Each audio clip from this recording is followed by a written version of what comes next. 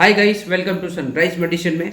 दोस्तों, हमारे एक यूज़र की बहुत डिमांड थी कि भैया एएसटी पर एक वीडियो बनाया जाए, यानी कि एंटी सेंसिटिविटी टेस्ट पर एक वीडियो बनाया जाए। देखो, इस वीडियो पर यहाँ पर मैं ये बताने वाला हूँ दोस्तों कि अगर आपकी किसी भी तरह का इंजेक्शन अगर आपने लगाया है तो वो रिएक्शन ना हो, यानी कि किसी तरह का बॉडी में रिएक्शन ना हो, तो ये टेस्ट किया जाता है एंटी सेंसिटिविटी टेस्ट। देखो, मोस्ट इंपॉर्टेंट यहाँ पर अगर बात की जाए अगर, तो किसी भी बीमारी का इलाज करने से पहले उसका बचाव ही सबसे पहला उसका अच्छा इलाज होता है। तो अगर किसी पेशेंट को आप किसी तरह का इंजेक्शन दे रहे हो, इंजेक्शन देने के बाद अगर वो रिएक्शन कर जाता है तो उसको पता करने के लिए भाई एएसटी टेस्ट करना पड़ता है। तो देखो, ज़्यादा से ज़्यादा तो मोस्ट इंपॉर्टेंट जो होते हैं दोस्तों एंटीबायोटिक इंजेक्शन ही के लिए ही दिया जाता है, और एंटीबायोटिक इंजेक्शन के लिए एएसटी टेस्ट करना होता है। क्योंकि जब भी आप ये टेस्ट कर लेते हो तो उसके लिए आपको बहुत आसान हो जाता है किसी भी व्यक्ति या आदमी का ट्रीटमेंट करना।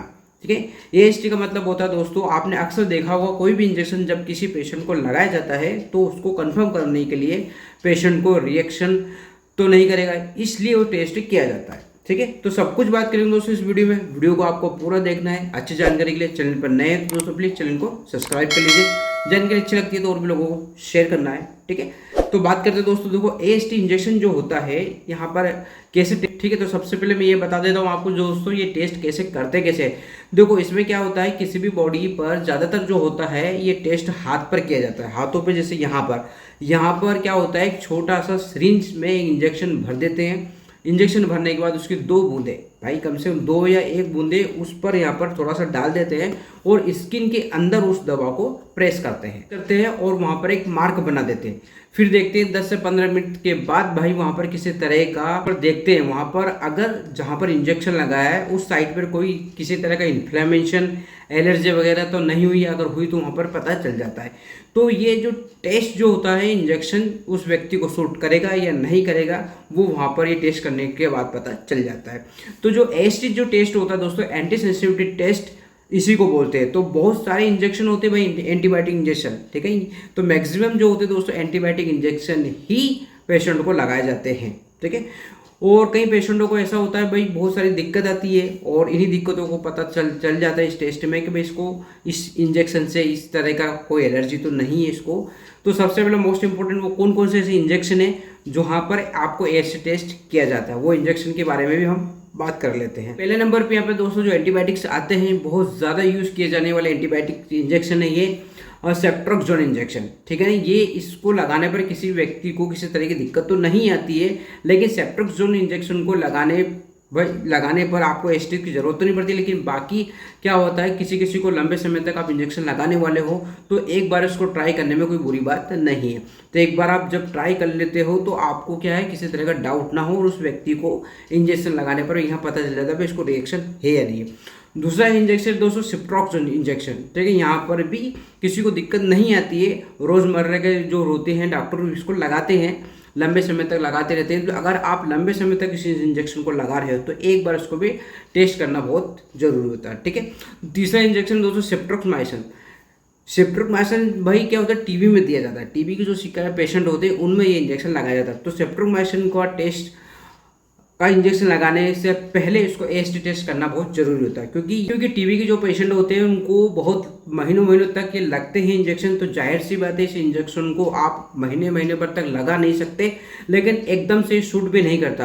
तो इसको इंजेक्शन को करने से पहले एएसटी की जांच जरूर करना चाहिए दोस्तों। नेक्स्ट है आपका एमिकासिन इंजेक्शन, जेंटामाइसिन इंजेक्शन। ये बहुत कॉमन इंजेक्शन है, डेली प्रैक्टिस में यूज़ करते हैं डॉक्टर।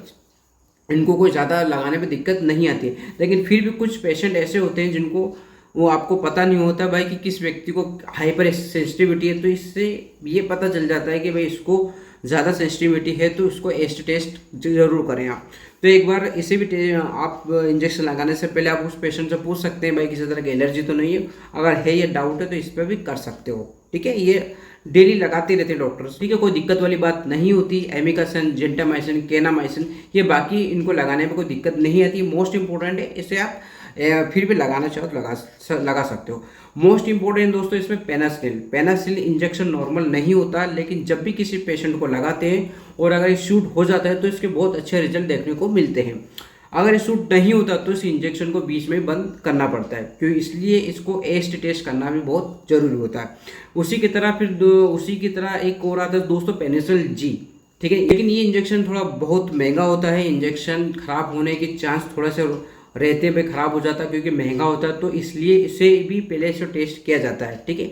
और उसके बाद में एक दोस्तों मेरापेनम इंजेक्शन, ये इंजेक्शन भी बहुत महंगा होता है, हर व्यक्ति को सूट नहीं करता, इसलिए मेरापोन के इंजेक्शन को AST की जांच करना बहुत जरूरी होता है। और उसी की तरह मार्केट में एक और आता है दोस्तों लिवोफ्लॉक्सिन या ऑफ्लॉक्सिन, जिसे हम बोलते हैं ऑफ्लॉक्सिन या ओरेंडेजोल का कॉम्बिनेशन आता है, इन्फ्यूज आता है, मतलब IV लिक्विड आता है, छोटा सा होता है, 100 ml का बोतल होता है, इंजेक्शन होता है, वो भी एक प्रकार का इंजेक्शन ही होता है।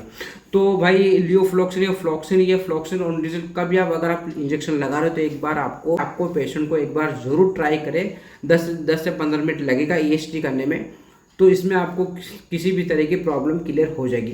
कई पेशेंट को घबराहट होने लगती है, बेचैनी होने लगती है, हाथ पैरों में सूजन आने लगती है, तो ये चीज़ें होता है दोस्तों। AST टेस्ट कैसे किया जाता है और ऐसे कौन कौन से इंजेक्शन है जो आपको लगाने से पहले AST करना चाहिए, ठीक है। ये भाई डॉक्टरों को मेरे हिसाब से तो सभी को करना चाहिए, क्योंकि इसमें पेशेंट के लिए भी फायदा होता है, डॉक्टरों के लिए भी फायदा होता है, दोनों के लिए फायदामंद होता है, ठीक है। तो कुछ जानकारी थी AST के बारे में। जानकारी कैसे लगी, अच्छी लगी तो लाइक कर दीजिए, चैनल पर नए हैं तो सब्सक्राइब करके जाइए। फिर मिलते हैं नए वीडियो के साथ, नए टॉपिक के साथ, तब तक के लिए जय हिंद जय भारत।